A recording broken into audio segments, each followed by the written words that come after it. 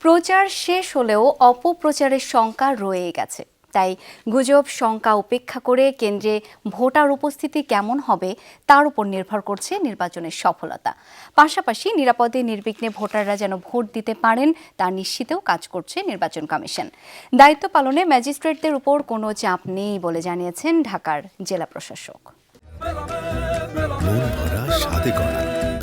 New Zealand dairy, excellence in quality. মঙ্গলবার সকাল 7:30টায় শেষ হয়েছে নির্বাচনী প্রচারণা। 19 দিনের গণসংযোগে প্রাধান্য পেয়েছে নির্বাচনী ইশতেহার আর আসনভিত্তিক বিভিন্ন উন্নয়নের প্রতিশ্রুতি। ভোটের আগ পর্যন্ত আর কোনো প্রচারণা চালাতে পারবেন না প্রার্থীরা, তাই সবাই এখন ব্যস্ত নির্বাচনী কৌশল নির্ধারণে। চলছে এজেন্ট ও সমর্থকদের সঙ্গে শলা পরামর্শ।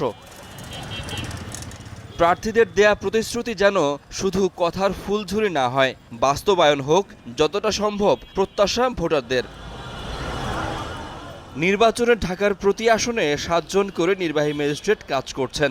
বাড়তি চাপ না থাকলেও আইন অনুযায়ী নির্বাচন সম্পন্ন করাই বড় চ্যালেঞ্জ। প্রেশার তো দূরের কথা, এই বিষয়ে কেউ যে বলবে যে প্রেশার দেওয়ার কোনো কিছু তারা চেষ্টা করবে, এরকম কিছু আমরা এখন পর্যন্ত লক্ষ্য করিনি। এদিকে প্রচারণা শেষ হলেও নতুন শঙ্কা দেখা দিয়েছে গুজব বা অপপ্রচারের। মন্তব্য ফ্যাক্ট চেকারদের। সামনে আসলেই শেয়ার করে দেয়, এটা থেকে আমি মনে করি যে আরো বেশি ছড়ায় যে মিস ইনফরমেশন জিনিসটা। এই বিষয়টাই আমার মনে হয় যে আগামী 2 দিন একটু সতর্ক থাকা উচিত আমাদের। সব জল্পনা পেছনে ফেলে শান্তিপূর্ণ ও প্রতিযোগিতামূলক নির্বাচনের ব্যাপারে আশাবাদী ভোটাররা। শাকিল হাসান, যমুনা নিউজ, ঢাকা।